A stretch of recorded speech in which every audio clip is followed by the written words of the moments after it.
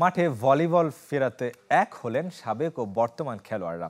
বিজয় দিবস উপলক্ষে আয়োজন করেছেন প্রীতি ম্যাচ, যেখানে সবুজ দলকে 2-1 সেটে হারিয়েছে লাল দল।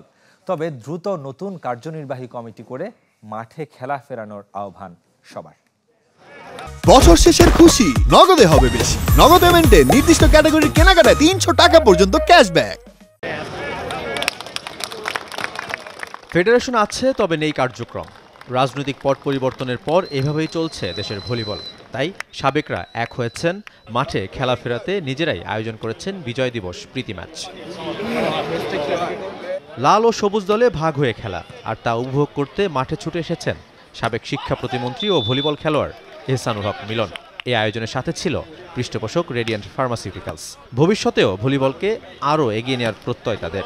ফেডারেশন গঠন হলে ফেডারেশন যাতে এটাকে একদম তৃণমূল পর্যায় থেকে যত প্লেয়ার তৈরি করা, খেলোয়াড় উঠে আসুক, জাতীয় পর্যায়ে আসুক, আমরা সেই চেষ্টা করব এবং সেটার সাথে রেডিয়েন্ট সবসময় সম্পৃক্ত থাকবে, আমাদের সহযোগিতা অব্যাহত থাকবে। নতুন উদ্দীপনা নিয়ে নতুন বাংলাদেশে আমরা নতুনভাবে এটাকে গড়ে তুলবে, সেটাই আমার বিশ্বাস এবং আমি আশা করছি।